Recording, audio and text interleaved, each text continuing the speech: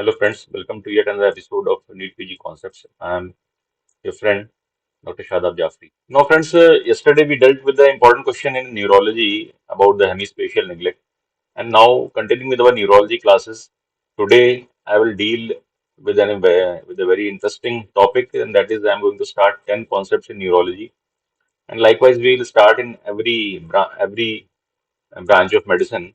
Now today these concepts in neurology, these are very important because MCQ has been asked in the previous entrance examination based on these concepts. Now, one by one, we'll go and consider these.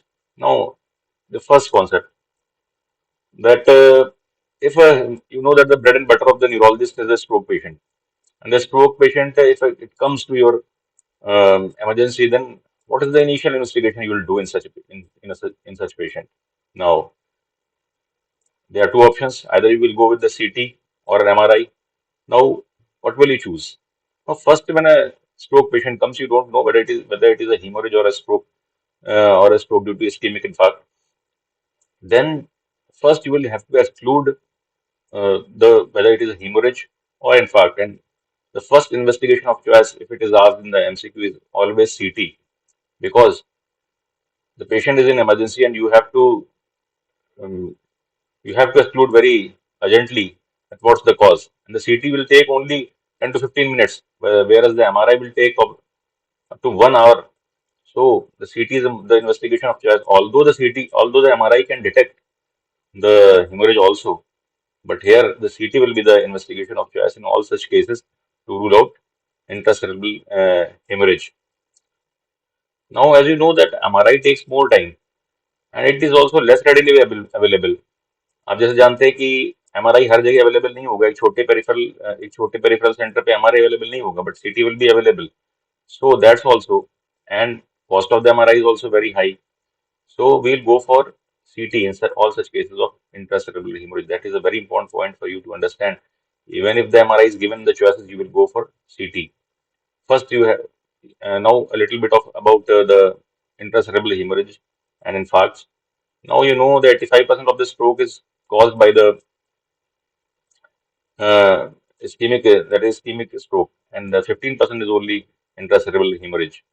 So first we have to exclude that 15% with the help of a CT. Now, what is the next step? If we have excluded the hemorrhage on the CT, then you know that after you have excluded, then the CT is of no benefit because infarcts may not be shown on the CT up to 24 to 48 hours. Now, what to do? Now, after excluding the intracerebral hemorrhage, MRI with gadolinium contrast enhancement is the investigation of choice for knowing the ischemic penumbra. Now, what's the concept of ischemic penumbra? That is very important for you to understand. Ischemic penumbra यानी कि जो blood supply जो occlude हो रही है किसी भी ambulance की वजह से उसकी वजह से जो सेंटर में जो ब्रेन का टिश्यू डेड हो चुका है जो इन्फार्क्ट हो चुका है उसके सराउंडिंग का जो टिश्यू अभी इन्फार्क्ट होना बाकी है उसको अगर हम रिपरफ्यूज नहीं करेंगे तो वो इन्फार्क्ट हो जाएगा उसको उसको कहते हैं ischaemic penumbra as early as possible उसको हमारी कोशिश रहती है कि हम उसको इन्फार्क्ट होने से बचाएं और जल्दी से जल्दी उसको रिपरफ्यूज करें या तो हम इंट्रावेस्कुलर थ्रोम्बोलाइसिस करें या फिर हम एम्बोलेक्टॉमी करें. Now this is also very important for you to understand. And the fourth concept is that small posterior fossa infarcts fail to show on CT due to bone artifact. This is also very important for you to know. So now, if it is asked in the question that if the CT is not given and it is asked that what is the next step after you have excluded the hemorrhage, then the investigation of choice will be the contrast MRI. And the contrast MRI, you know that there are special sequences which can detect the ischemia very early, and those special sequences are the DWI or diffusion weighted imaging and the FLAIR, which attenuate the CSF signal, and therefore they can be these infarcts can be detected very early, and we can know the ischemic penumbra, and we can easily revascularization therapy like thrombolysis or embolectomy can be done on this basis. So this is very important for you to understand. And now look at this diagram.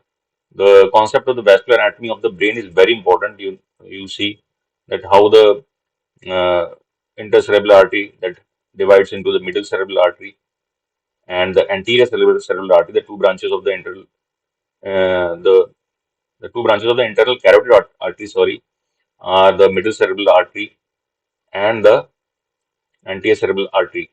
And other branch is the posterior communicating artery, which joins with the posterior cerebral artery, which is coming from the basilar artery, which is formed by the joining of the two vertebral arteries. Now, this concept is very important for you to understand the future stroke pathologies, which I will be going to understand. I will be going to tell you. Now, you know that when a cerebral angiography or the CT angiography is done, now it is done to know the vascular anatomy within the brain and outside the brain. For example, in the case of subarachnoid hemorrhage, to visualize the aneurysms, so that if you visualize the aneurysm, we can flip the aneurysm. Now, this question has been asked recently in an entrance examination, and they asked what is the how will you manage the how will you manage the patient of a subarachnoid hemorrhage? So they gave the four choices, and out of which CT angiography was the answer, because all the other choices we'll do later on, but first we'll exclude whether there is any aneurysm or not. And so the CT angiography was the answer there. You may be recalling if you have attempted those examinations. Now, the concept of a TIA or transient ischemic attack is very important. Sometimes in the OPD, we have seen patients coming in the morning and saying, "अरे doctor साहब रात में तो हमारे को हमारी आवाज लड़खड़ाई थी और अभी सुबह हमारी आवाज सही हो गई." No, what is this? This is called a transient ischemic attack. That the vascular supply of the brain was hampered for a few moments, and then it was recovered. So if the symptoms symptoms of stroke recover within 24 hours, and there is no signs are seen on the MRI or CT, then that this condition is known as transient ischemic attack. Now, this concept is very important to understand. Now, there is one more very important concept for you to understand, that the concept of dominant hemisphere. Now, if the dominant hemisphere is involved in a due to middle cerebral artery stem occlusion, then the global aphasia will be present. And if the non-dominant hemisphere is involved, then anosognosia, constructional apraxia, and neglect are present, as we have dealt in the previous question in the previous video yesterday. Now, what is the dominant and non-dominant hemisphere? In the as you know, in the right-handed persons, the left hand hemisphere is dominant, and the right-handed and the left-handed persons, the right hemisphere is dominant. So, this is the concept behind this, and we'll be dealing with this in the future stroke pathologies. And just now we'll be going to deal middle cerebral artery stroke pathologies, which is a very interesting topic. And you will see that the physiology and the medicine is merged in this topic. So moving on to that. Now, coming back to this our middle cerebral artery stroke, I would like to see that you see this figure carefully, and you see that this is the blood supply of the lateral surface of the brain, and the middle cerebral artery is coming from the base of the brain uh, onto the lateral side of the brain, and it is divided into two parts, the superior division and the inferior division. Now, based on the which part of the this artery is occluded, different type of middle cerebral artery syndromes will be there, and different clinical features will be given, and will be asked that where will be the where is the embolus, where the embolus is lodged. So now you carefully see that the this in this figure, the middle cerebral artery is going above and dividing into superior division and inferior division. Now the superior division is supplying the Broca's area, and the inferior division is supplying the Wernicke's area. So if the superior division is occluded, the Broca's aphasia will be there, and if the inferior division is occluded, the Wernicke's aphasia will be there. Wernicke's aphasia, you know that it is a fluent aphasia, and the Broca's aphasia is the non-fluent aphasia. And you carefully see that there is a narrow strip around along the superior surface of the brain. Now that is supplied by the anterior cerebral artery. Now I will show you the next figure, and that is the physiology figure, which you will be remembering. You have seen in the Guyton Ganong this figure. That is very important. That is the cortical homunculus, sensory motor homunculus, and then you will correlate with that physiology with this pathology, which I am going to tell you. Now, here you carefully see this very interesting image from the Guyton and Ganongs you have read in your first year. That this is the cortical homunculus, And here you can see that the cortical representation of our body. You can see that the lateral surface of the brain is supplied by the middle cerebral artery and up to the part where the hand is there. So that is supplied by the middle cerebral artery, and the leg is supplied by the portion of the leg which is shown, that is supplied by the anterior cerebral artery. So when we'll deal with the pathologies, these things will come into play, and these concepts matter most when you have to answer the questions. Now, step by step, we'll deal with the pathologies, that like the middle cerebral artery stroke pathologies, the anterior cerebral artery stroke pathologies, and the posterior cerebral artery stroke pathologies, which have been asked in the examination and which can be asked in the examination. So now coming to the middle cerebral artery syndrome. Now, if the middle cerebral artery, complete middle cerebral artery syndrome, what is that? If the stem of the middle cerebral artery that is occluded, then what will happen? Then all the global aphasia will be present. Total aphasia, patient will not be able to speak any sentence. So that type of thing is known as middle cerebral artery, complete middle cerebral artery occlusion. Now the partial syndromes are very important because they are more commonly present in our emergency departments. Now, what are those partial syndromes? They Now these depend on the extent of collateral circulation also. Now, as you have seen the two previous figures, now you can correlate easily these pathologies. Now, in these partial, if any branch of the middle cerebral artery is occluded, now then what will happen? Now, it can lead to facial weakness with or without hand and arm weakness with non-fluent aphasia, or it can lead to hand or arm weakness that is known as brachial syndrome. The previous one was known as frontal opercular syndrome. Now these uh, terms are not to be memorized, but the concepts are to be memorized. Now, Broca's aphasia.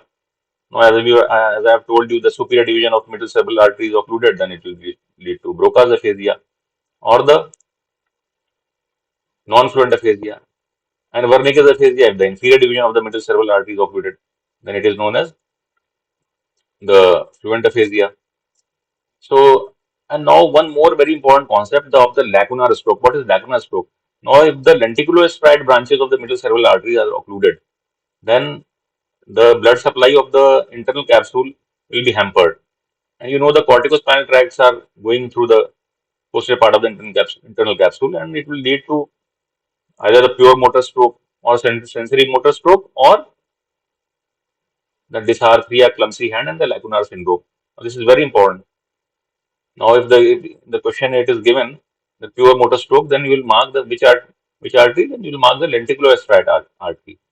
Now, if it is asked then Wernicke's aphasia, which part of the artery is involved, then you will mark inferior division of the middle cerebral artery. Now, such one-liners may not be asked in today's scenario, but these gems may be hidden in the big question, and you have to find those gems in the question.